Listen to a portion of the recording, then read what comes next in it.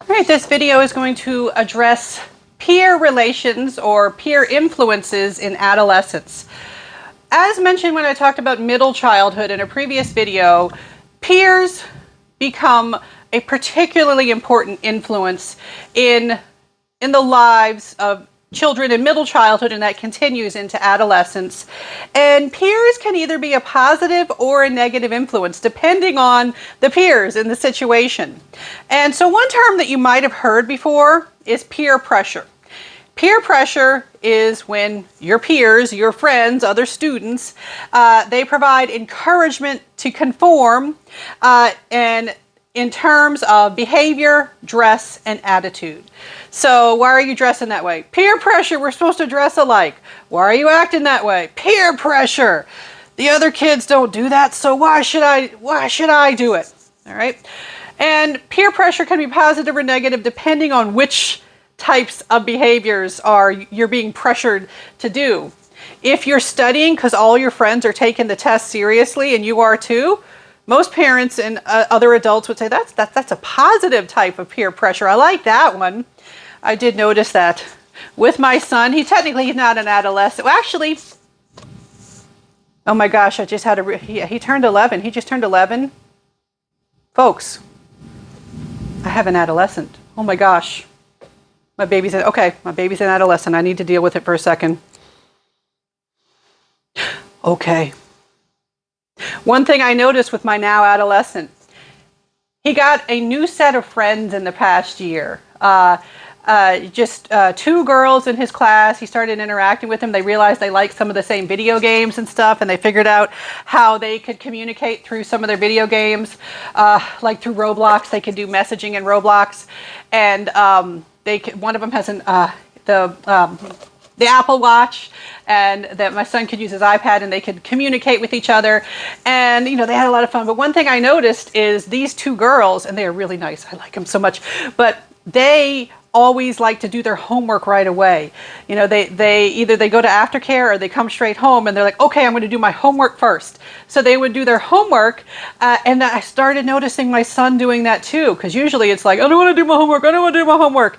And at the end of the night, it's like, okay, dude, you got to do your homework. It's time to do your homework. And it was kind of like, we were like, whoa, he's doing his homework. Why was he doing his homework? Because his friends did that. He was copying their pattern, their trend. He knew that that was their schedule and he was following the same schedule. And part of it was too, he knew he realized if he got his homework done, then he had more time for playing Roblox. All right. So that was one of those examples. I'm like, I like this peer pressure. This is good. All right.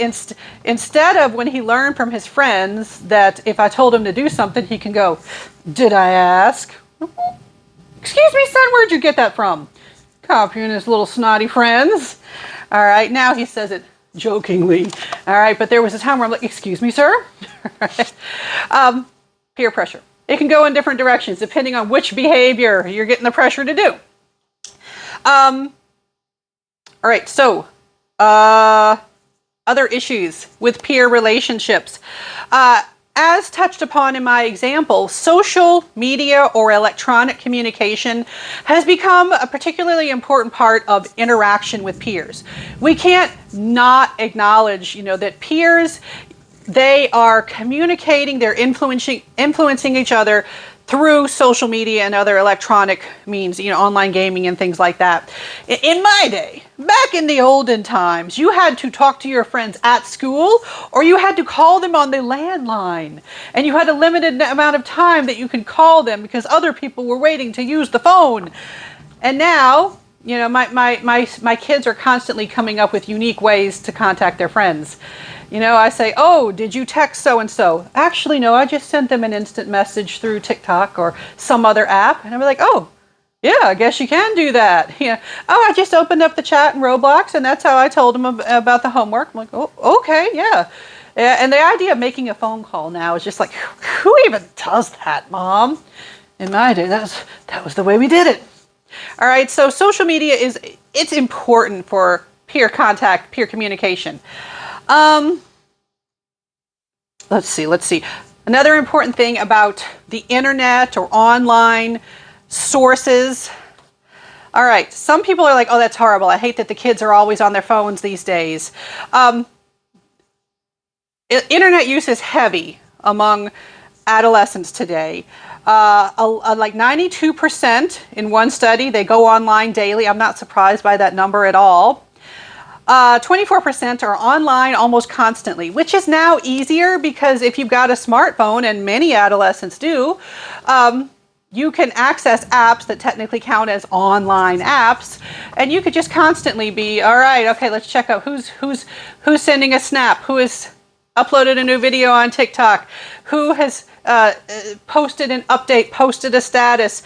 It's hard to keep up with the new apps that become popular, but we get it, right? And we also see that the internet seems to be particularly valuable for certain adolescents. Non-normative adolescents.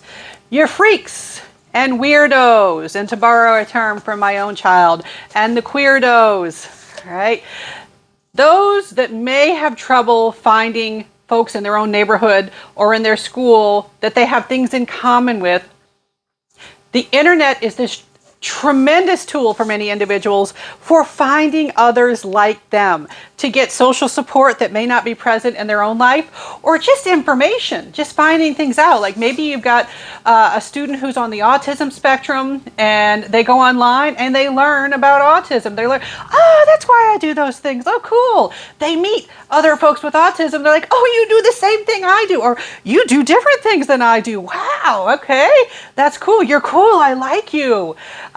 You can learn, you can get social support, you can make friends that you would not be able to make friends with without electronic means because they don't live in your area, your neighborhood. And so for a lot of your less typical adolescents, the internet is a wonderful place if you're not being cyberbullied or harassed. All right, so some other things to talk about with peer relations or peer influences. We have this thing called this phenomenon that's been documented in research, where typically peers that are nearby at any given moment are the most influential. Now, internet stuff that might mess with this finding, but this finding it goes back a ways. But we have this term, the immediacy. The immediacy of peers, those that you have the most interaction with, those that are nearby, like the one who sits by you, the one that you have to take the bus with in the morning, your next door neighbor. I mean, people that you have more opportunities for interaction with, they are the most influential typically. All right, now with the internet, you may be influenced because you get to text somebody regularly, but that is your sort of a classic finding. Now, another thing that can happen with peers is something called deviancy training. They can show you how to be a bad kid. All right. Deviancy training is destructive peer support. All right. Not positive, not desirable, not healthy in many ways. One person shows another how to rebel against authority or resist social norms. They teach them how to change their grade on the report card. They teach them how to get away with cutting class. They could also teach them unhealthy dieting techniques. They could teach them where to get drugs. So sometimes peer support, that you think you're getting good stuff from the peers, sometimes it can be in this destructive format, and we call that deviancy training. They support you in getting you to be what most parents would consider, a worse version of yourself. All right, that's when you got to use your monitoring. That's why parental monitoring is important, so you can be on the lookout for deviancy training and hoping that is not leading your child to do something impulsive, because hey, more impulsivity in adolescence, so they're impulsive and unwise, and that can get them in trouble. All right, now another thing, so with peer relations, another term to be familiar with is facilitation. Facilitation is where you kind of cheer each other on and help each other. That's something like maybe you want to try out for the school play, or you are just nervous to tell your crush that you like them. Facilitation can take the form of, you can do this, you can do this. You are facilitating, you're helping, you're cheering on, you're supporting your peers. But it can go in the direction of cheering them on to do the right thing or the wrong thing. Do it, skip class. That's, more of the deviancy training version of things. And so the thing about facilitation, peers often serve a facilitation or facilitative role. They get you to do things that you wouldn't necessarily do on your own, whether they are good or bad things. They often play this facilitation role.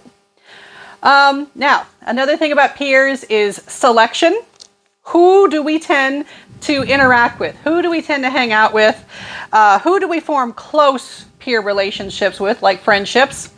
Typically, people who are similar to you, and values and interests are shared. And we find that this other thing happens in adolescence where sometimes you lose friends. Sometimes friends grow apart or abandon each other. And part of that happens is you are starting to work on identity. You are starting to figure out who you are. Sometimes you realize that you are a very different person than someone that you were friends with in early childhood or middle childhood. So sometimes friends do grow apart. Sometimes maybe they just become less close. Other times they're not friends at all anymore. And it's a common thing that happens because of the journey that you're going through during this time. So you can abandon friends who follow other paths than you. It's not an unusual situation. All right, those are some of the major terms and findings that I want you to be familiar with for my developmental psychology classes in discussing peer relationships in adolescence. And then the next videos are going to acknowledge that teens date. They even have sexual feelings. I know that shouldn't be a shocking idea, but sometimes people act like, don't say that, that's awful. It's like, no, that's puberty makes that the reality. So we're going to address some of those issues in future videos.